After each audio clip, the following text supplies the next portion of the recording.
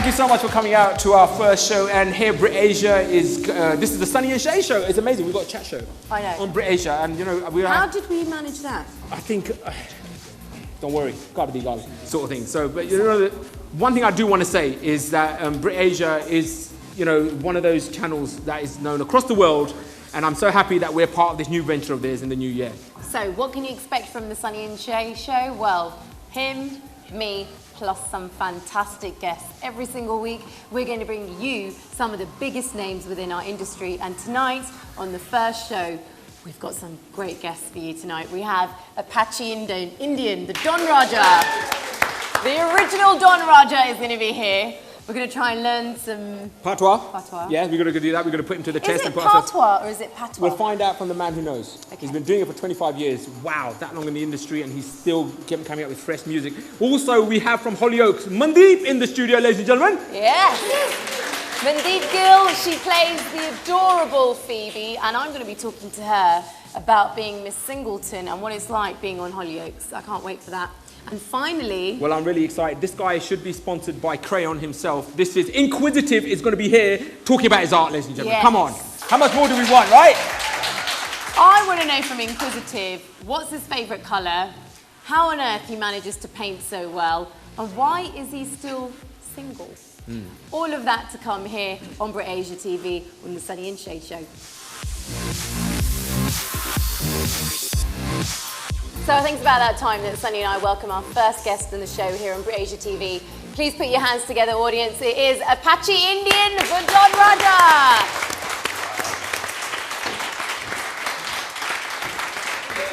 How you doing? It's been good progress. Good. Have a seat. There you go. I prefer to have a hug from her. I know. I'm going to give you one. I'm going to give you one. How you doing? I'm well. Nice to see you folks again. You're beautiful. So good to see you too. Right. Have a seat. Have a seat. So, our first chat show, and you're our first guest, and we're so proud to be having you on the show. Now, I don't know if you remember when you first started, how it was for you, but I still got your cassette when you first came out with your single, and you explaining how they make movies in India. That's right. Right? And it was a cassette, ladies and gentlemen. And if you don't know what a cassette is, young generation, it's basically, used to be something that we used to listen to music on. And his cassette was red with a black and white picture of him, and I had to pick it up from South of Broadway. There you That's go. the first time, and I've still got that cassette to this day, playing in my car. 1989 probably. And so tell me, with that first single, how did that first single come about? And did you think it was a bit of a risk for an Asian artist to go into reggae music, effectively? First of all, can I say it's nice to be here. How's everyone doing? Beautiful. We're at my favourite place, the drum. Yeah. Yeah. No, I mean, that's 25 years ago. I mean, I didn't think about any risks. I was just having a bit of a good time. I mean, I love reggae music. I grew up with in Handsworth in Birmingham. Anyone knows about Handsworth in Birmingham? There's a lot of reggae around, so I just fell in love with reggae, and I wanted to go in the studio and record a song. And if you look at my music over the years, it's just very, very simple. It's a reflection of who I am, where I am, what's around me. And every time I went home, there was a movie from India. Everyone's watching a movie from India, so I thought, let me write a song about me going to India to make a movie. And it was done in a reggae way. And I introduced my language into the whole reggae style.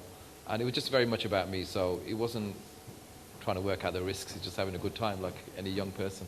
And do you think that people, when they're going into the creative side now, do they think that they're so busy trying to find the answer to success without just having fun? Yeah, I think that you've hit the nail on the head. A lot of people just think about it too much. They look at the industry too much. They try to work out a formula that may work or it's working for somebody else. It wasn't about that for me. I mean, it was just about having fun. Let's go back to having fun. There's a lot of emphasis on being the artist, and you've got X Factor, and you've got to win, and you've got to succeed. What about fun? Music is about having fun. It needs to go back to that. I'm still having fun with music. And if you listen to the songs again, Move Your Bin, you don't write those songs thinking, I'm going to be in the charts, or people are going to say this, or people just have some fun. Now, earlier on this year, you received a fantastic Lifetime Achievement Award at the BritAsia TV Music Awards, and that's because you've been in the industry 25 years. I want to know two things. What has been your best moment in the last 25 years, and what has been your worst moment in the last 25 years? Best moment? Oh, gosh. I've had some great moments, to 25 years. I've been around the world 8 times. Which has been fantastic. Best moments, performing in India has been great. First time going to India was amazing. Did they kind of react like, oh my God, he looks like us, but he does not sound like us at all? Yeah, I mean, there was a lot of mystery behind it, but it was based on the success that we had in the UK. And by the time we had the first few singles of Movie of India Chok there, Don Raja, Arranged Marriage then went to the charts. So being in the charts and Sweet Like Jalebi and Soni Kudi, we made a big impact in India. So one of the stories from India is I went to do a show in Delhi, and I got invited to go and see Sonia Gandhi and the Prime Minister. Wow. And they said, right, you need to come and see it. And I thought I was in trouble. I went along and I met all the kids and I signed all these autographs. And then Rahul Gandhi, who was a daughter of Sonia Gandhi, wanted to come to the show. And we had 55,000 people in the stadium. And he said, how can I come to the show? I told him to disguise himself. So he actually disguised himself and came to the show. That's amazing. Amazing. Yeah, so he's right in the front there. No one even knew he was there. So that's the best moment. What's been the worst or the hardest moment? The hardest moment or the worst moment? It's a good question. I don't know. Is it perhaps being away from your family? Because we know you're such a family person, aren't you? And you always come back to Birmingham. I have my two sons here with me. I actually had children when I was very young. So I was always been away from home. But the greatest thing, I mean, my eldest boy is here. He's 28 years old, but I had him before the music business. So anyone who says you can't have children, you can. You have to make the family a part of what you do. And he's actually been all over the world with me. So he's very proud that when he used to go around, he's 5, 6 years old, end up on stage and singing in front of crowds of over 100,000 people. Wow. So he's here somewhere, I can't see. Yeah, he's over there on the left. You say hello, mate. We're waving over to him. He's put his hand up. The younger one said hello. The older one, he's like, yeah. Calvin's a big man now. No, but he's still smiling. He's brilliant. I love the fact that he's wearing shades inside. I love that. Anyone who could do that is brilliant. There you go. Very proud of the children. Very, very proud of how they supported me. They're actually my biggest inspiration today. Wow. You know, keep me going.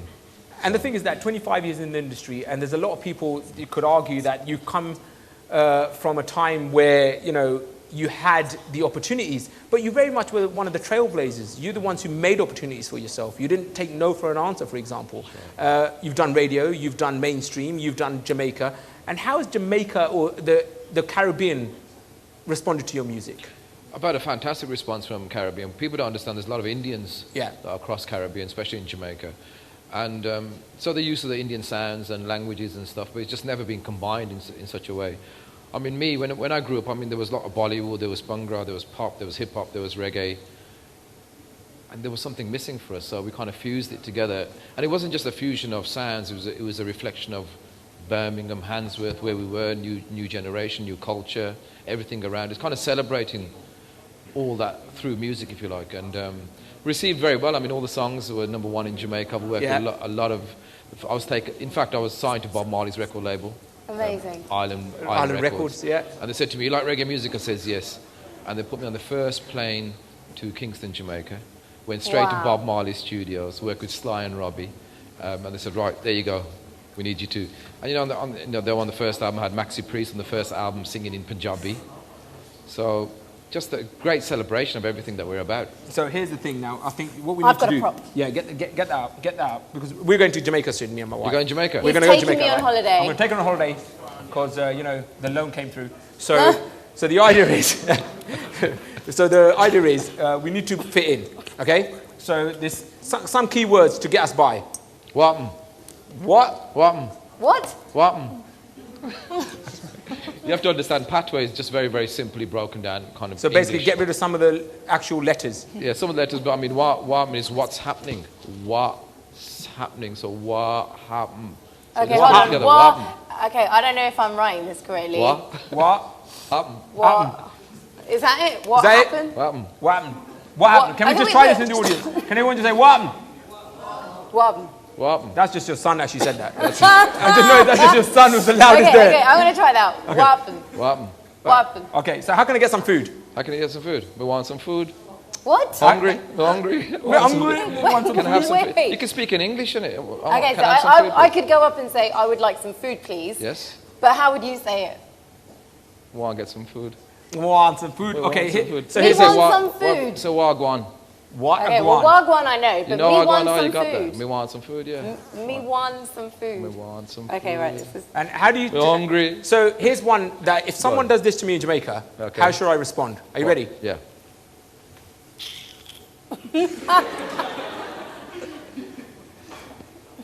So what do? I'm somewhere and they go, You say to them, you say that first thing, you say, what? what? What happened? So basically just ask them, so what does that mean? Is that aggressive? Is that No, something, no, are they trying to kiss me? What they're doing? No, So it we've got so it far. depends the tone you say. You could say, what? Yeah. You can say, what? Oh, so there's two what happens? Yeah, it depends how you say it, doesn't it? So we've got. Yeah, I we've looked got on before. Yeah. What happened? I don't know if that No, was right. wagwan. And No, no, wagwan. Well, go on. Yeah. Hold on, Sunny. And then the other one is me want some food. I want some food. Okay. Me want some food. Am I saying that correctly? Yeah, me want some. Me want. Look at. Me want some gal. food. Me some want gal. food, I yeah. can't Me do want it. some food. Okay, one final phrase then from Okay. Apache that everyone watching BritAsia TV right now should know if you ever want to learn patois. Oh, wow. One phrase. Yeah, that was tide us over. What do you think? I don't know. What about that? Nah, forget about it. Nah. That won't work. I reckon you probably get beaten up if you go to Jamaica. Seriously? We're getting No. beaten up if we go to Jamaica. Oh my god, oh my No, god. no, I'm only Okay, joking. I'm only joking. No, I mean... like a nice phrase. A nice something- phrase? Yeah, like something, I don't know, like when you meet someone for the first time, or you're really nice, or you're really pretty, or you're really, I don't know, something like that. Nothing, probably wagwan. There you go. Okay. So this is it. Just If you want to get through All in good. Jamaica, wagwan. Wagwan. Wagwan. So the number Respect. one, Say respect. there we go, that's Yeah. what I was waiting for. So, respect. If you know it, then why are you... Why because Wagwan. I'm waiting for Apache to give it to me. So the number one word that you need to know in patois is respect. We're going to go straight to the break and we're going to come back with our next guest, which is Mandip from Hollyoaks. And Apache Indian is going to be performing at the end of the show. Are you going to perform for us? Am I going to perform? Please? Yes, you Would are. Yeah, it's okay? Yeah, yeah. I'm going to Respect. get you to do that. Wagwan. Anyway, we'll be right back after these breaks.